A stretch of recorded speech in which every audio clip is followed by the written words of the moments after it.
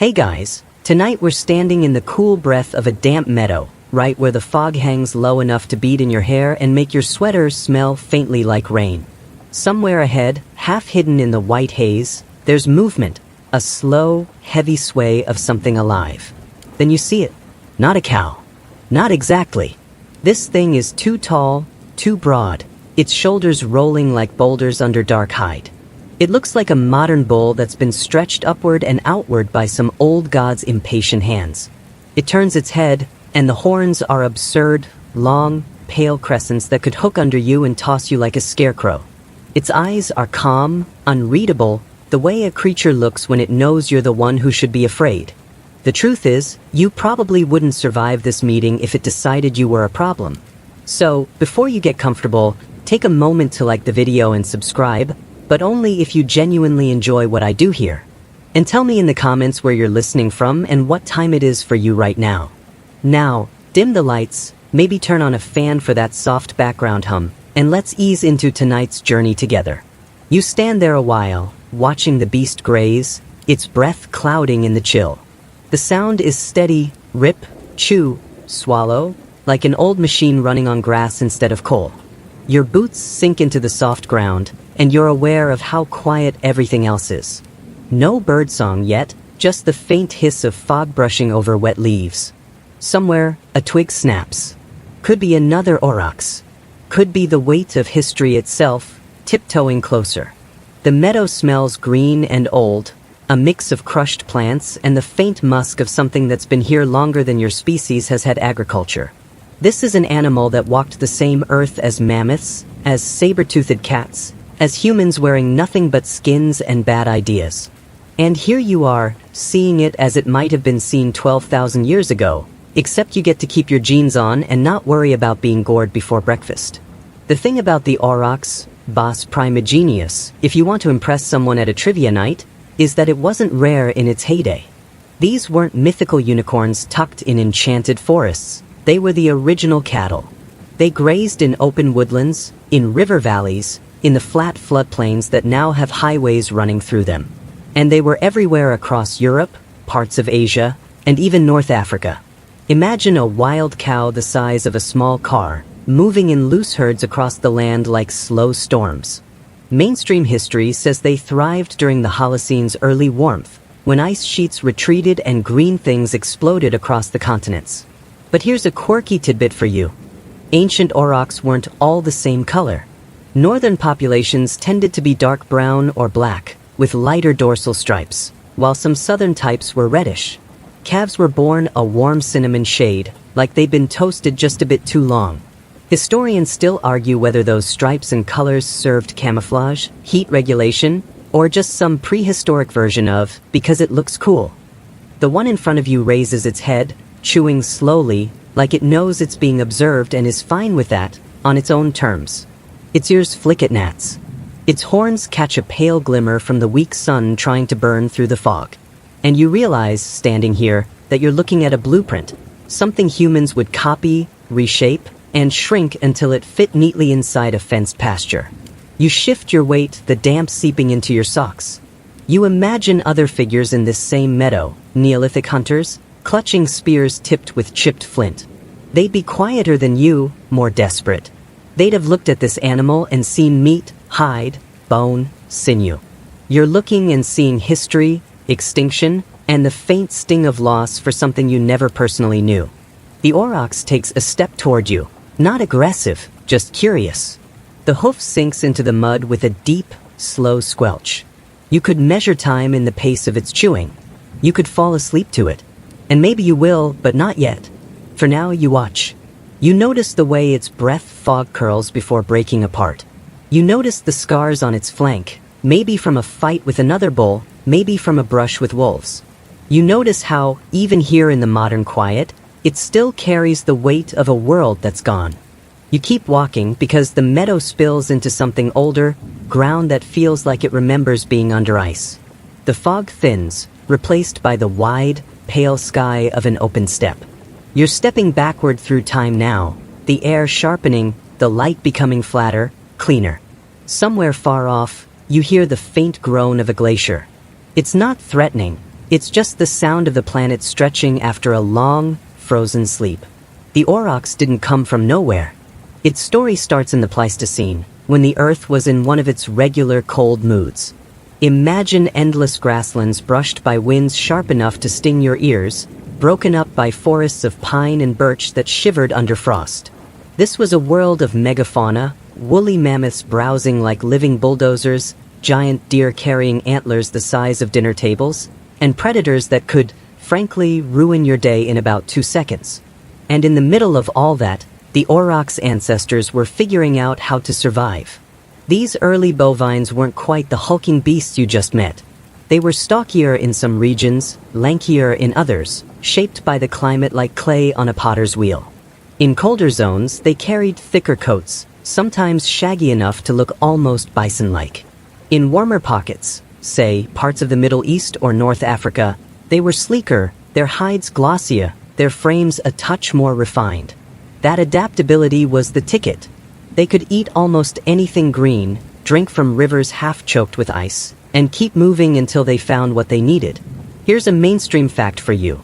The oldest confirmed Aurochs remains date back around 2 million years, placing their evolutionary roots squarely in the late Pliocene and early Pleistocene. They spread out from India and the surrounding region, pushing into Europe, Africa, and East Asia as climate and opportunity allowed. Think of them like slow-moving explorers with really bad maps and zero respect for property lines.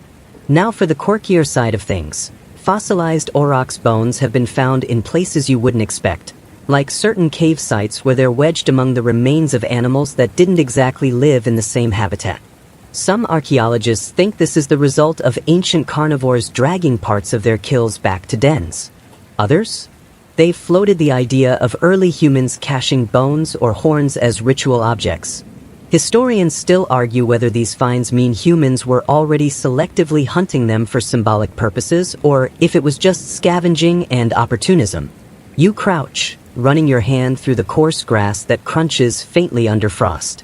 The ground is dotted with prints, big, rounded depressions with that distinctive split at the front. You imagine following them and finding a herd ahead, their dark forms cutting across the pale land. Bulls in the front, heavier and more imposing, cows and calves moving in a looser pack behind. The calves are brighter colored, that warm reddish coat making them easier for mothers to spot in the chaotic herd. They keep moving, not because they're in a rush, but because staying in one place too long here is asking for trouble. Predators in the Pleistocene weren't small, wolves the size of today's Great Danes, cave lions that could outmatch anything you've ever seen in a zoo, and let's not forget the odd saber-toothed cat looking for an easy calf to pick off. The Aurochs' defense wasn't just size, it was attitude. Bulls could swing those horns fast enough to smash bone. Even cows would form a defensive ring around the calves if danger pressed in too close. You picture one of those moments, snow falling in the blue-gray dusk, a half-circle of cattle facing down a pack of wolves that creep just at the edge of the herd's vision. There's no roaring, no melodrama. Just a slow, deliberate turn of massive heads, the points of their horns catching what little light is left. Sometimes, the predator decides it's not worth the risk. Sometimes, it makes the mistake anyway. The wind lifts, carrying a scent you can't quite place, cold iron, maybe, or the faint sweetness of trampled grass. You think about how these herds moved with the seasons, tracking fresh pasture the way rivers track their own curves. Migration wasn't romantic, it was survival. They'd walk for days, grazing as they went, each step pressing their story into the earth. You can still trace some of those old paths in the layers of soil and pollen records scientists pull from the ground today. And here's something else to chew on. The Aurochs Ice Age range overlapped heavily with early Homo sapiens and Neanderthals. We shared the same watering holes, the same hunting grounds, sometimes the same shelter, though I doubt either species appreciated the other barging in. The relationship was complicated, a mix of predator and competitor, with a dash of reluctant respect. The sky over the steppe turns a shade colder, the sun sliding lower. Your breath ghosts out in front of you, and you hear a low, distant bellow. It's not for you. It's for another Aurochs, somewhere beyond the hill, a sound deep enough to carry for miles. You imagine how many times that sound has been heard, across ice, across ages, across landscapes that no longer exist. And now, it's just for you, here in this strange, sleepy time walk. You follow that low bellow across the open steppe until the land folds into a shallow river valley. The water moves lazily here, more ice melt than proper stream, and you can see your reflection in it, standing where someone, tens of thousands of years ago, might have stood holding a spear instead. You're not hunting, but in the Stone Age, this would have been the place to do it. The first real human encounters with aurochs were probably a mix of awe and calculation. Picture a small band of hunter-gatherers spotting a herd from a ridge. They'd have been close enough to see the steam rising from the animal's nostrils, close enough to hear the occasional sharp clack of horns as bulls tested each other. That's a lot of meat standing right there, hundreds of pounds per animal, enough to feed a group for days if you could take one down. But if is the big word. Mainstream historians agree on this. Hunting in aurochs wasn't just risky, it was borderline suicidal if you got sloppy. These animals could weigh over 1,500 pounds for bulls, and even the cows were no pushovers. One charge and you'd be airborne, your spear still clutched in a hand that wouldn't be attached to a living body for long. That said, the reward was huge, not just meat, but hides for shelter, sinew for cord, bones for tools, horns for drinking vessels or ceremonial use. Here's the quirky bit. Some cave paintings, like those in Lascaux, France, show aurochs in vivid, almost reverent detail. You can tell the artists weren't doodling from imagination. They'd studied the way the horns curve, the hump at the shoulders, the way the legs taper. One theory is that these paintings were part of hunting rituals, essentially early visualizations meant to capture the animal's spirit before the real hunt. Historians still argue whether these depictions were purely symbolic, shamanistic, or just the prehistoric version of sketching what you see out your window. You crouch at the river's edge, watching the surface shiver where the current catches on a submerged branch. In your mind, you see a group of hunters creeping closer to the herd, spreading out to cut off escape routes. There's no shouting, no chaos, just the whisper of feet on frost, the faint creak of sinew-bound spearheads. The lead bull raises his head, ears twitching toward the movement. That's the dangerous moment, the pivot between success and disaster. Some hunts would have relied on sheer persistence, driving an animal into rougher terrain or toward a natural trap like a muddy riverbank where its weight would work against it.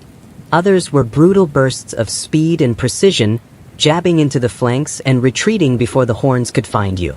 Either way, it wasn't clean. Even with a mortally wounded animal, you were dealing with something that could keep moving for hours. And yet, not every meeting between humans and aurochs ended in blood. Imagine stumbling on a herd while gathering berries or fishing.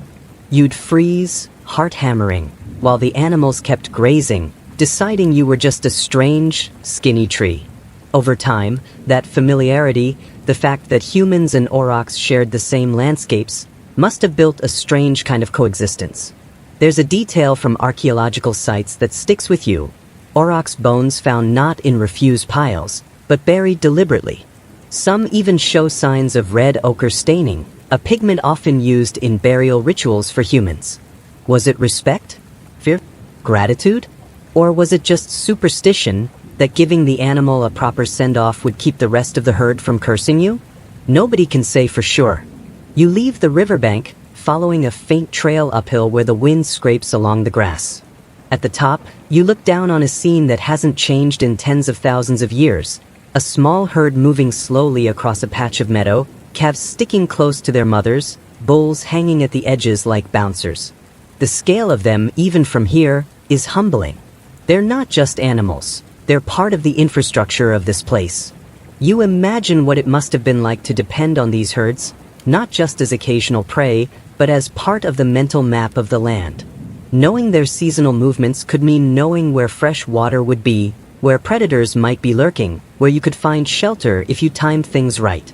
The sun dips a little lower, painting the river behind you in strips of gold and steel.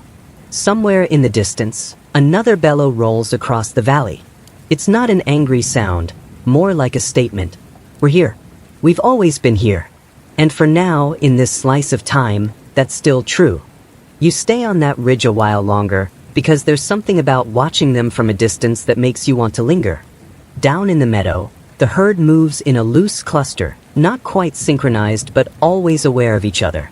And you start to notice something you've seen before, not in the flesh but in art. Shapes, stances, and that curve of horn you've glimpsed somewhere other than a meadow. The Aurochs weren't just part of the landscape, they crept into the human imagination.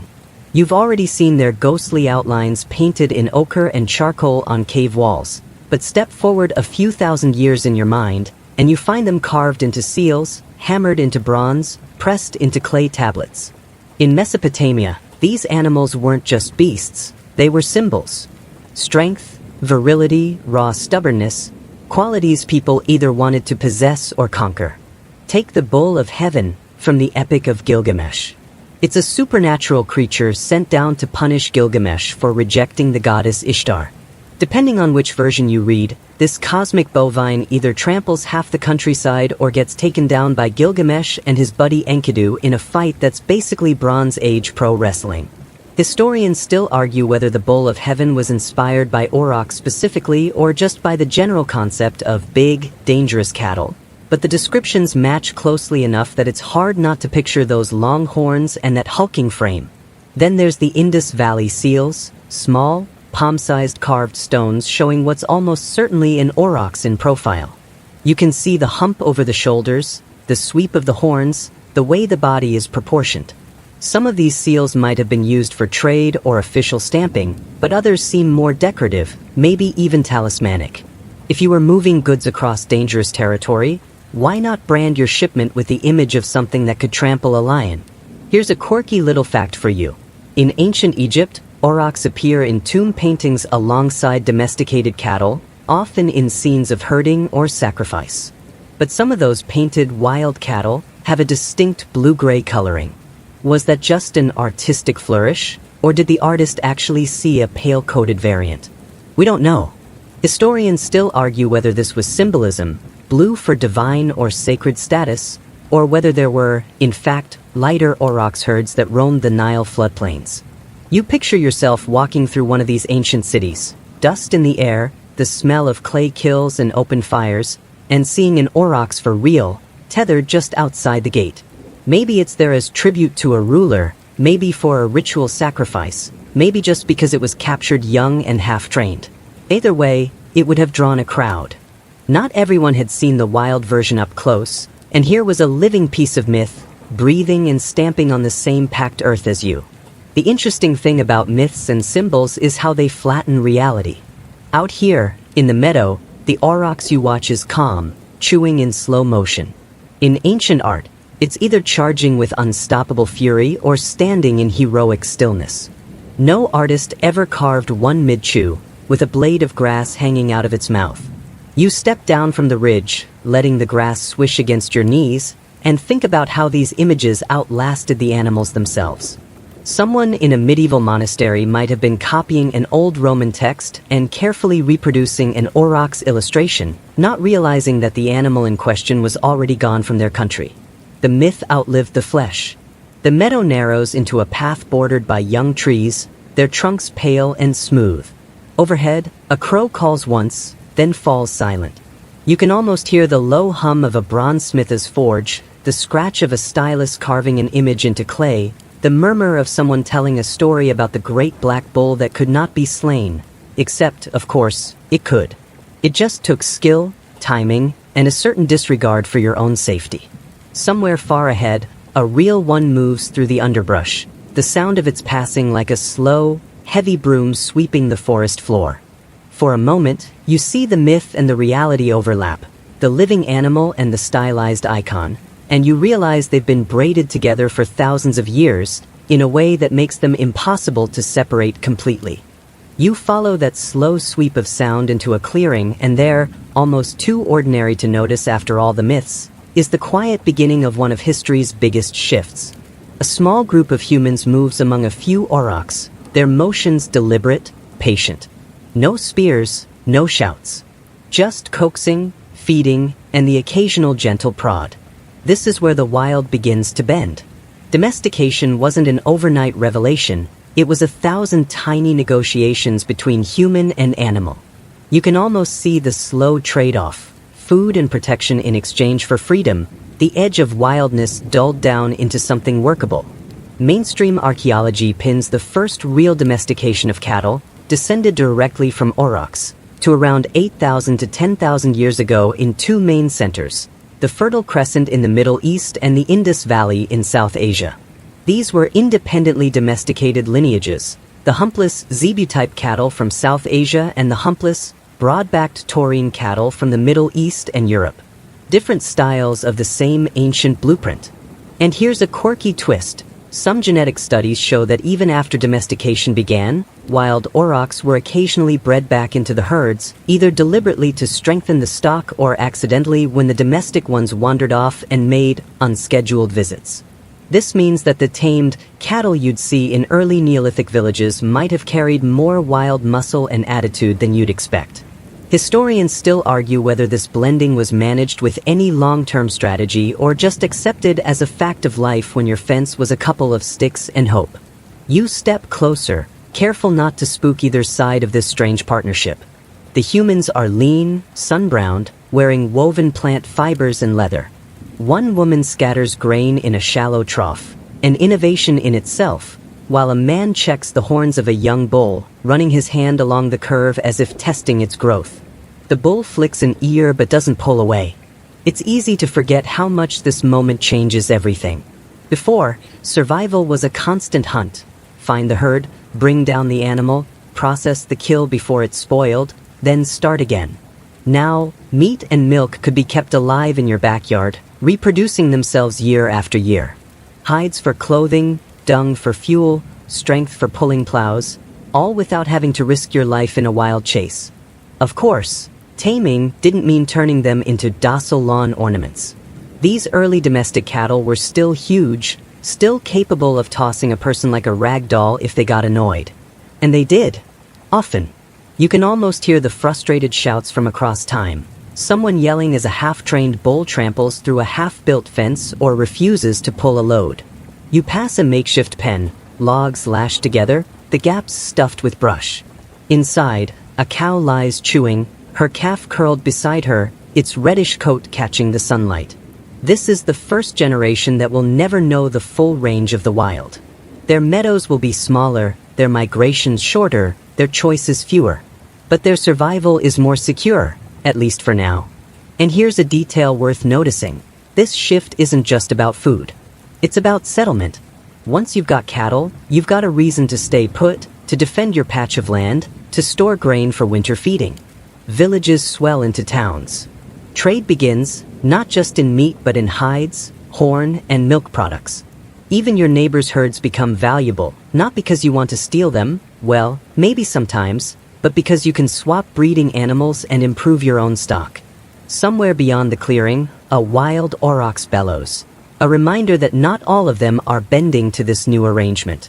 The humans pause, glancing toward the sound. There's no panic, just awareness.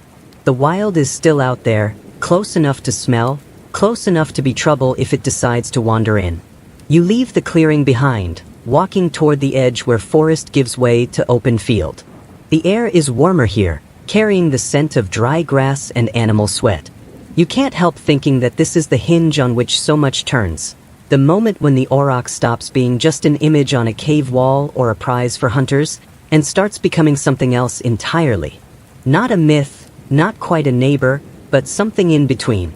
The field ahead rolls out like an unspooled bolt of gold-green fabric, stitched with narrow streams and scattered with grazing shapes. You blink, because they're not all the same.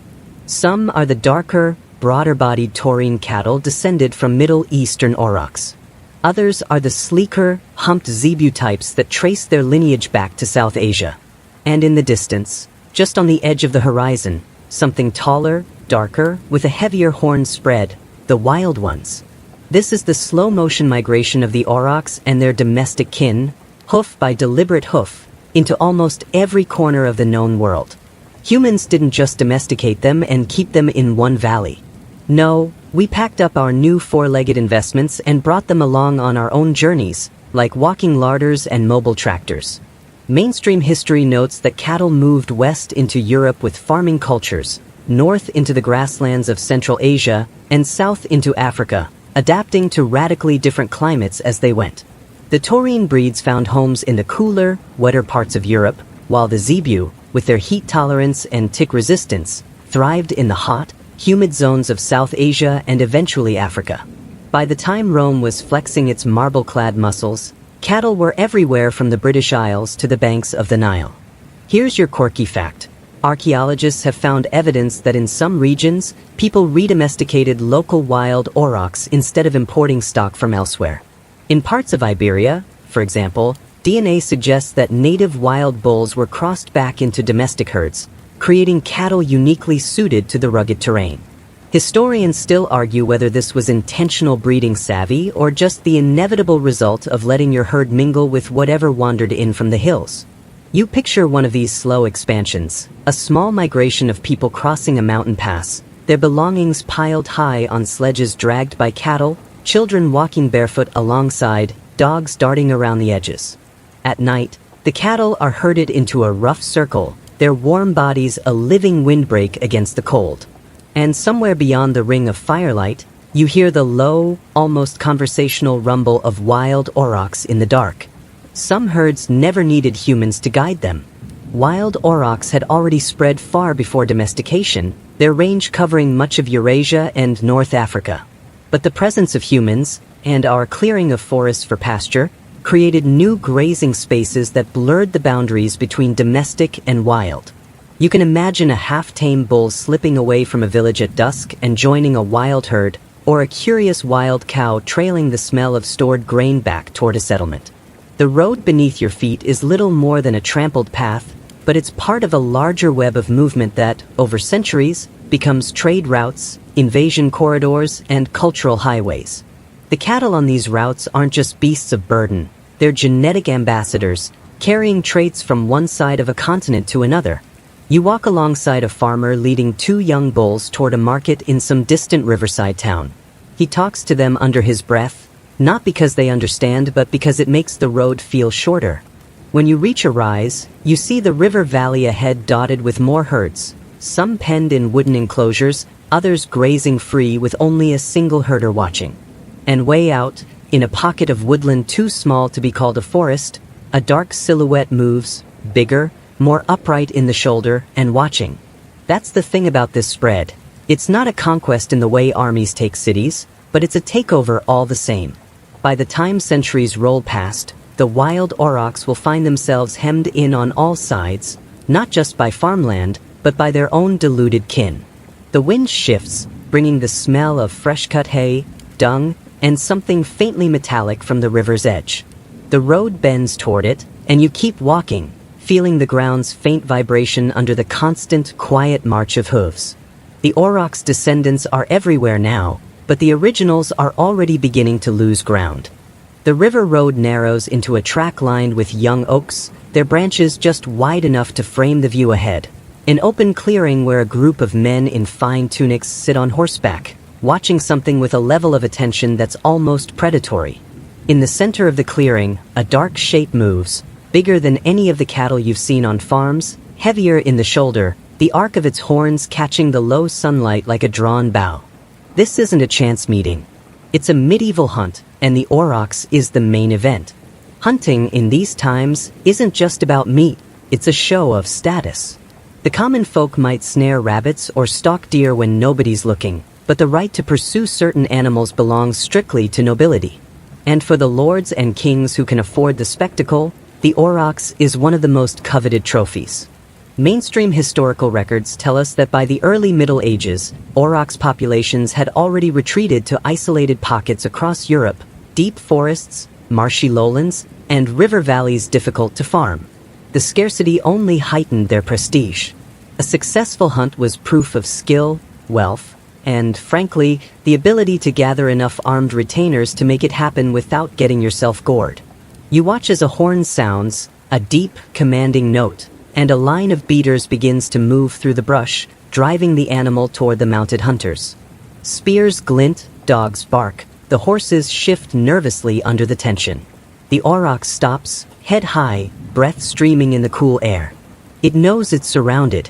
Here's a quirky little twist. Some medieval hunting manuals include detailed advice on how to approach an aurochs, warning that it will strike with the horn and trample underfoot any man it catches. They also recommend going for the neck with a well-thrown spear, though they admit, in a tone suspiciously close to a shrug, that many good men have failed to hit the mark and paid for it. Historians still argue whether these manuals were more practical instruction or just bravado dressed up as education. The dogs surge forward, snapping at the aurochs' flanks, trying to keep it moving. One hound gets too close and is sent tumbling with a single sideways toss of those horns. The riders close in from either side, spears lowering, the whole scene moving with a strange mix of violence and ceremony. You can see the satisfaction in the hunters' faces, not just for the kill, but for the performance. When the spear finally finds its mark, there's a moment of stillness. The aurochs sways, then sinks to its knees, its breath heavy and slow. The hunters dismount, approaching with the kind of reverence usually reserved for fallen knights. This is the prize they'll talk about over long tables heavy with meat and wine, the horns they'll mount on the walls of their great halls, the hide they'll turn into something that lasts. And here's the thing, not all hunts ended in a kill. Some ended with the aurochs simply breaking through the line, scattering dogs and men alike before disappearing back into the safety of the woods. Those animals became legends, the great bull of such and such forest that no one could bring down, the one that lived long enough to grow horns as long as a man's arm. You leave the clearing as the hunters begin their victory rituals, moving quietly into the shadow of the trees. Behind you, voices rise in celebration, but ahead, the forest swallows the sound. Somewhere deeper in, another aurochs moves unseen, its hooves thudding softly in the loam, a reminder that the wild isn't entirely at the mercy of courtly games. Not yet. The next morning, the forest feels different, emptier somehow. You notice the silence first. No birds calling, no rustle in the underbrush, just the faint crackle of frost settling on dead leaves.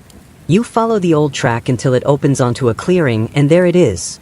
The edge of a settlement, smoke curling from a few low chimneys, the smell of damp wool and wood ash drifting toward you. This isn't a royal hunting lodge.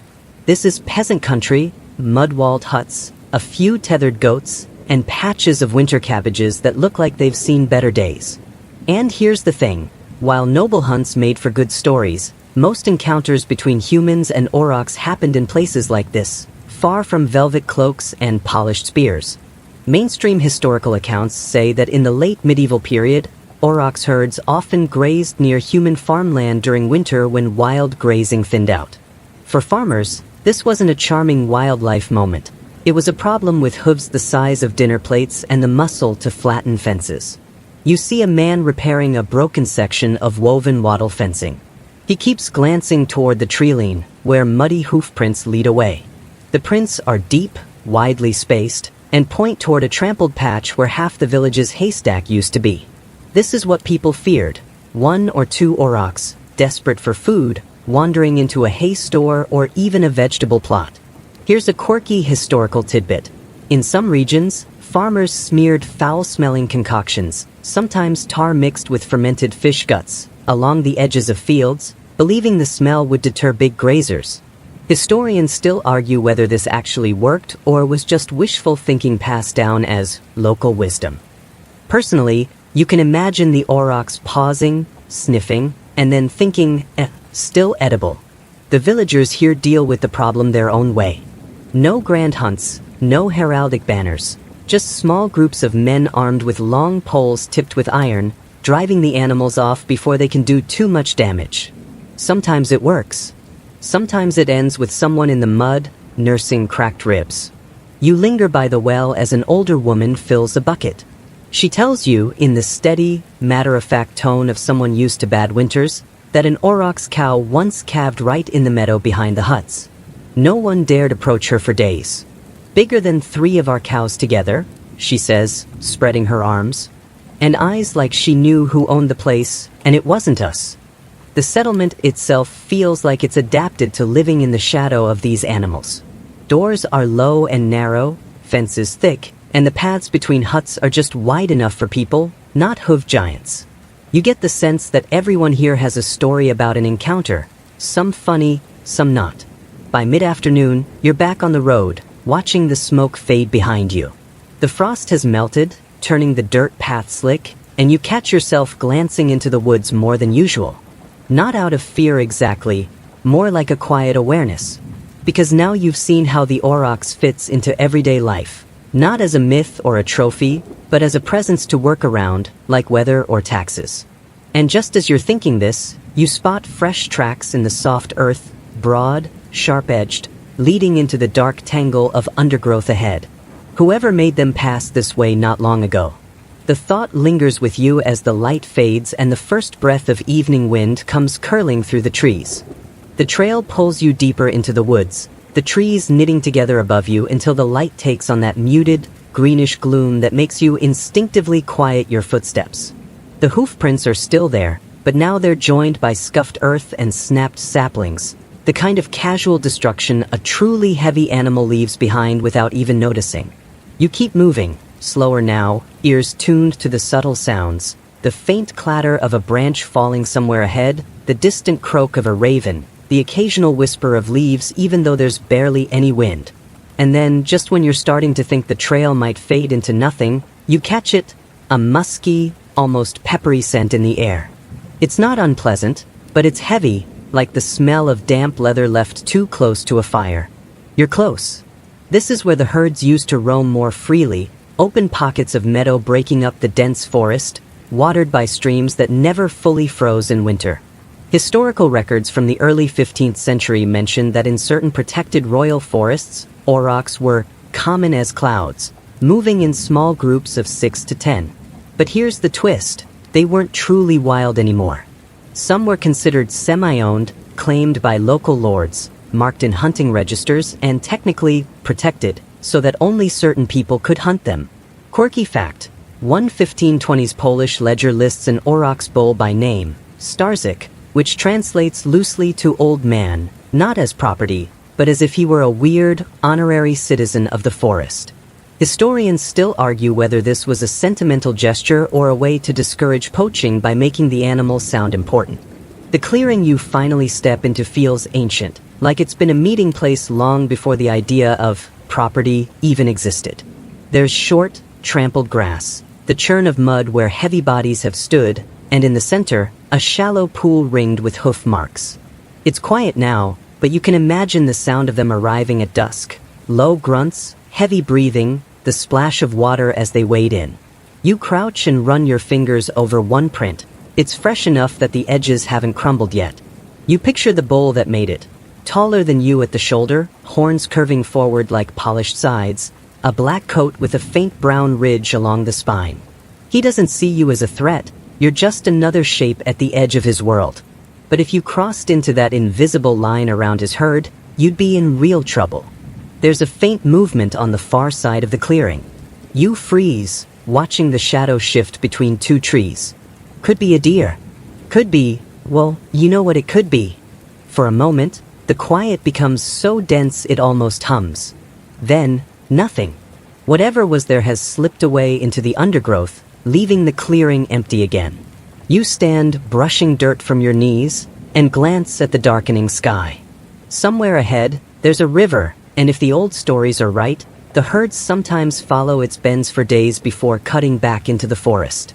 You decide to follow that path, not because you expect to catch them, but because now you've got that itch, the one that comes from being just behind a piece of history, close enough to smell it on the air. The forest swallows your footsteps, and the hoofprints lead on. You reach the river just as the last strip of sunlight tilts off the water, leaving it that silvery, almost metallic shade that looks colder than it actually is. The current's lazy here, curling around wide bends, its surface dimpled where fish nip at the air. You crouch on the bank, watching the slow swirl of foam, and you notice it, deep gouges in the mud where hooves have slid down to drink. The tracks tell a story you can read without any training. Heavy animals coming in single file, their weight compressing the ground until the edges crack. You follow them upstream, your boots sinking a little with each step. The air is damp, carrying the scent of moss and something faintly sweet, maybe flowering reeds, maybe the ghost of last summer's meadow hay washed downstream. This stretch of river has been a lifeline for centuries. Chronicles from the 14th century describe whole clusters of aurochs moving along rivers like this, using them as both a water source and a natural corridor between forests. The funny part? In some places, people actually built low stone walls across certain river bends, not to block the animals entirely, but to make them predictable. It was the medieval version of a toll booth, except the toll was a spear or arrow when the king's hunting party showed up. A fringe tidbit for you. One obscure 16th century account claims aurochs would sing at night. Well, more like a deep, resonant bellow that carried for miles.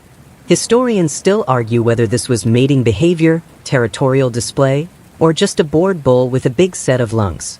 The riverbank narrows into a stretch where the path's hemmed in by rock on one side and the water on the other. You can picture the herd here, giant shadows slipping past under a moonlit sky, the sound of their breathing mingling with the gentle hiss of water. There's a patch of churned earth ahead where the grass hasn't grown back yet. You kneel to touch it, and the mud's still damp. It's not hard to imagine the bull that passed through here last night, maybe pausing to drink, lowering his massive head so the curved horns framed his face like a crown. You'd have heard the splash, the inhale before the water met his lips, the muffled exhale when he pulled back. A light wind pushes along the river, and for a second you catch that same musky sweet scent you noticed in the forest clearing. You stand there, still as the rocks around you, letting the river's voice fill your ears. You're not chasing anymore, you're pacing alongside, like some unseen parallel traveler in another century. Eventually, the bank widens again, spilling into a flat gravel bar. There are fresh droppings here, dark and dense. You don't need to be an expert to know what that means. They're close. You can almost feel the vibration of their weight, though you know it's probably just your own pulse in your ears. But the river bends away, the tracks fan out, and once again they slip from your grasp. The herd has their own map, and you're just reading scraps of it. You keep walking, not because you think you'll catch them tonight, but because now the river has you in its rhythm. And maybe, just maybe, they're walking somewhere ahead, their shapes dissolving into the dusk. You leave the river at dawn, stepping out of the damp chill and into a stretch of open heathland that seems to go on forever. The ground here is sandy and stubborn, heather and wiry grass clinging in patches, a scattering of gorse bushes that stab at your shins if you wander too close. The air is wide and dry, carrying the faint smell of warm stone, even though the sun's barely cleared the horizon. Your boots crunch with each step, and there's a strange satisfaction in that sound. It feels different from the forest's muffled hush or the riverbank's sucking mud, more exposed, more deliberate. A place where anything moving is visible long before it reaches you. This is prime grazing territory in late spring, when the grass is new and tender. Historical accounts say aurochs favored these open stretches for calving, easier to spot predators, easier for the herd to spread out and feed without getting tangled in undergrowth. You imagine it, a wide arc of dark bodies, calves sticking close to their mothers, the bulls patrolling the edges like living barricades. Here's the quirky part. Some old Polish village records describe locals making wind fences by planting rows of tall reeds in the heath, so that the constant rustle supposedly soothed the herds and kept them calmer during the birthing season. Whether that actually worked or was just wishful thinking, historians still argue about. The tracks here are harder to read, scattered, half filled by drifting sand. But you spot a few fresh ones, the edges still sharp. You drop into a crouch, brushing your fingers over them, and picture the weight that pressed them in. The slow roll of muscle under hide, the deliberate placement of a hoof the size of your hand. Off to the side, a low ridge rises from the heath, its back strewn with glacial boulders. You climb it for the view, and it pays off. Far in the distance, a cluster of dark shapes moves against the pale grass. You can't hear them, too far, but you know from the pattern of movement it's not deer. This is heavier, more grounded. You watch for a long time, trying to fix the image in your mind, the way the bulls hold their heads level, the subtle ripple of the herd shifting direction in unison. No rush, no panic, just a steady claiming of space, as if the land itself bends around them. The sun climbs higher, throwing heat into the air. The smell of warm grass and dust rises, and you can almost taste it on the back of your tongue. You keep your eyes on the ridgeline shapes until they vanish into a dip in the heath, swallowed by distance. There's no urge to follow immediately. This isn't about closing the gap, it's about knowing they're still out there, moving along some route older than any map you've seen. You start walking again, each step sinking just slightly into the sandy soil, the crunch of your boots steady as a heartbeat. Somewhere ahead, the herd keeps its pace, unhurried. And you? Well, you're exactly where you need to be, even if you're not catching up just yet. The heath falls away by midday, giving in to a patchwork of meadows and half-forgotten farmland. The ground here feels different underfoot, firmer, richer, like it's been worked and reworked by centuries of hands before slipping back into a slower rhythm.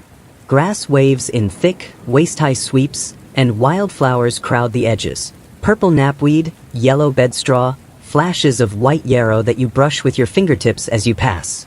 The air hums with insect life, bees heavy with pollen, flies looping erratically, the distant whine of something unseen.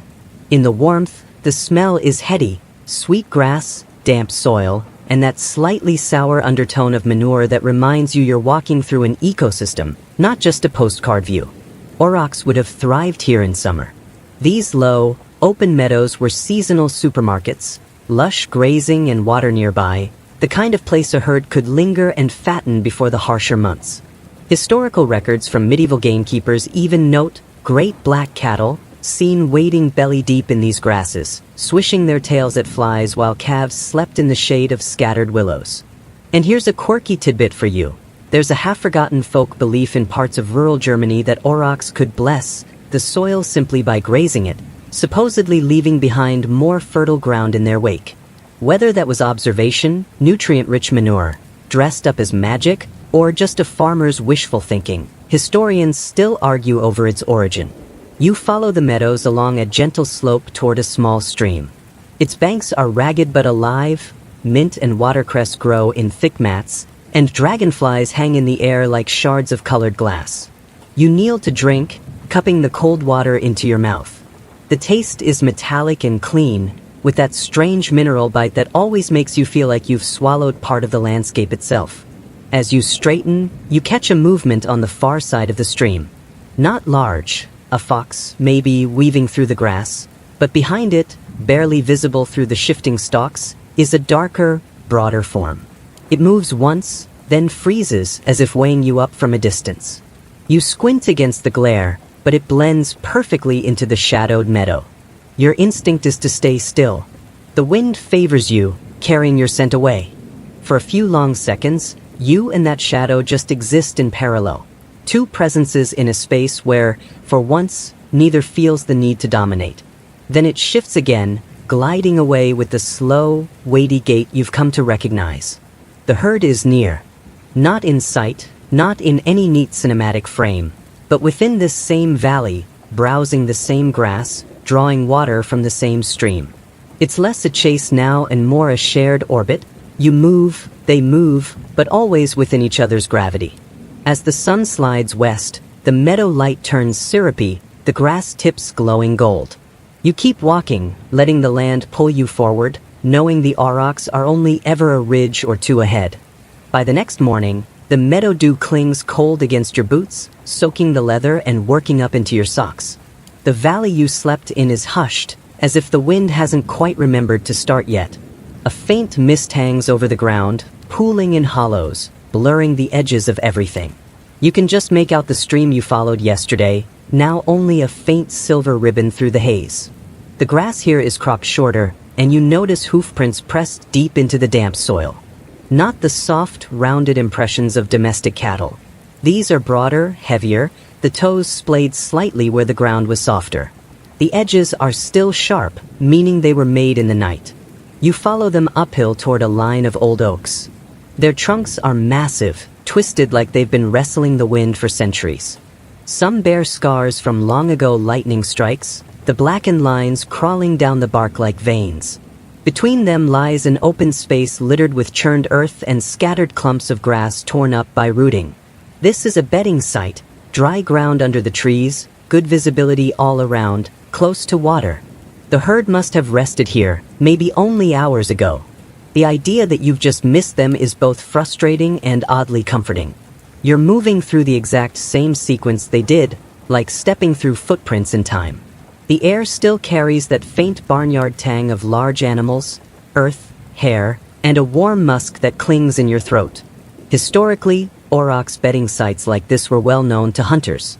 There are accounts from the 15th century of Polish nobles tracking herds through oak forests, lying in wait at dawn in hopes of catching them before they moved to graze. Some records suggest entire stretches of forest were reserved solely for this purpose, guarded by royal edict. And here's a stranger note. In one obscure 17th century Polish chronicle, there's mention of a ghost bull that would appear among real herds, larger and darker than the others, vanishing if anyone got too close. Historians still argue whether this was superstition, a misidentified stray from a domestic breed, or simply a hunter's story that got out of hand. You push deeper into the oaks, the mist thinning as the sun rises. The ground begins to slope down again, leading into a smaller clearing where a low fog still sits like spilled milk. The hoof prints continue, fresher now, edges beginning to crumble from the warming air. A distant bellow rolls through the trees, deep, resonant, and slow. It's not close, but the sound seems to travel through the ground more than the air. You pause, your heartbeat sinking to its rhythm. You know that call isn't for you, it's for the herd, a check-in across the morning, a signal of movement or warning. When you start walking again, it's slower. There's no point in rushing. They're somewhere ahead, and you're already in their territory. The mist will burn off soon enough, and when it does, you'll see them. Or maybe you won't.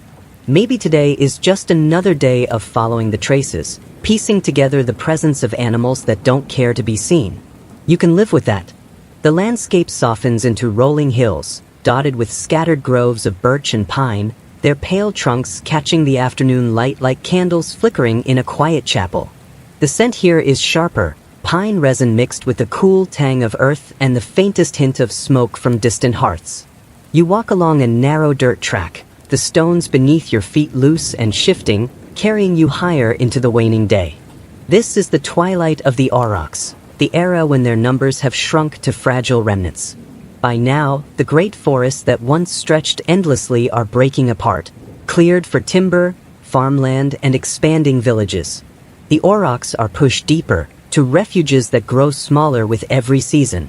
Historical sources tell us that by the 16th century, Aurochs were confined to only a few scattered pockets, chiefly in the dense primeval forests of Poland and Lithuania. The last known herds lived in the Białowieża forest, one of Europe's last great wildernesses. But even here, their fate was sealed by relentless hunting and habitat loss. Here's a quirky, bittersweet fact. The Polish royal court kept live aurochs in enclosures as trophies and symbols of power well into the 17th century. They were treated almost like exotic pets, fed, guarded, and paraded, yet none survived long enough to reverse the tide. Historians still argue whether this royal attention slowed their decline or just delayed the inevitable. You imagine the scene, a handful of large black bulls, standing like ancient sentinels in shadowy enclosures, their eyes flickering with a wildness that no amount of chains or walls could fully erase. Beyond the fences, the forest crowds in, silent and indifferent. The irony is sharp. The very people who prize the aurochs as symbols of strength and majesty also hunted them to extinction. The same horns that decorated noble halls were the trophies won on hunts that grew bloodier as the animals' numbers dwindled. You pause on a ridge, looking out over a patchwork of fields and forest edges stretching toward the horizon. The sun dips low, casting long shadows that bleed like ink across the land. It's easy to feel the weight of absence here, how something once so large and alive can shrink into memory and myth. And yet, the forest breathes on. Leaves rustle, birds call, and somewhere in the distance, a lone bull's bellow echoes, maybe a last cry, or just the wind. You turn away slowly, the crunch of leaves soft beneath your feet, knowing that this moment is both an end and a beginning. The dusk settles quietly now, the sky deepening to a bruised purple, and you find yourself at the edge of the last wild places where aurochs once roamed freely. The trees stand taller here, their branches interlaced in a dense canopy that muffles sound and catches the fading light in a soft, green haze. The air is cooler, scented with damp earth and the faint hint of pine resin, as if the forest itself is holding its breath. This is where history, legend, and the present blur. The Aurochs, those giants of muscle and horn, have slipped into memory. The last known individual died in the early 17th century, a solitary bull in a Polish forest. The reasons for their extinction are painfully familiar: relentless hunting, shrinking habitats, and human expansion. But what this really means is that the wildness they embodied was a fragile thread, one easily broken when the pressures of civilization press too hard. Yet their legacy persists in surprising ways. Modern cattle breeds carry traces of their bloodline, and the image of the Aurochs, wild, powerful, untamed, has become a symbol for everything lost and everything worth protecting. From national emblems to conservation projects attempting to breed back Aurochs-like cattle, the story is far from over. Here's a quirky last note. In some folk tales from Eastern Europe, the spirit of the Aurochs is said to roam the forest still, a guardian of the wild places, appearing as a shadow or a great black silhouette at twilight. Historians still argue whether these stories are simple superstition or a cultural way of holding on to something vanishing. You sit on a mossy log, the forest around you settling into nighttime rhythms, the soft chirp of crickets, the distant hoot of an owl. Your thoughts drift to the Aurochs, how they moved, lived, and finally disappeared, but not without leaving a mark deeper than bone or horn. As darkness wraps the forest, you feel a quiet connection, a sense that the wild isn't just out there in the trees, but inside the stories we tell and the landscapes we remember. The forest exhales around you, shadows lengthening and blending until the world softens into a quiet murmur. The weight of the day's journey fades, replaced by a gentle stillness that seeps into your bones. You're wrapped in the hush of twilight, where every sound is slowed, every breath deeper and more deliberate. Think of the Aurochs now, not just as an animal, but as a living thread woven through time. Their massive bodies once shaped forests and meadows alike, their presence marking a wildness that stretched across continents. Yet, here you are, standing where they once stood, tracing the faint echoes left behind. It's a reminder that nature's stories don't end with disappearance. They linger in the soil, the air, and the stories we carry forward. Let yourself drift with the fading light. Imagine the soft padding of hooves on moss, the low, distant bellow carried on a cool breeze, the scent of earth and grass mingling with night's first chill. The Aurochs may be gone, but their spirit moves quietly through the spaces they once filled. Now, as you settle in, feel the tension of the day unwind. Let your thoughts slow, your mind soften, and your breath find a steady rhythm. The wild world continues its slow dance beyond the edge of the firelight, and you are part of that rhythm too, watching, listening, breathing it in. Sleep is near. Let it come gently, like the last whisper of a forest breeze. Sweet dreams.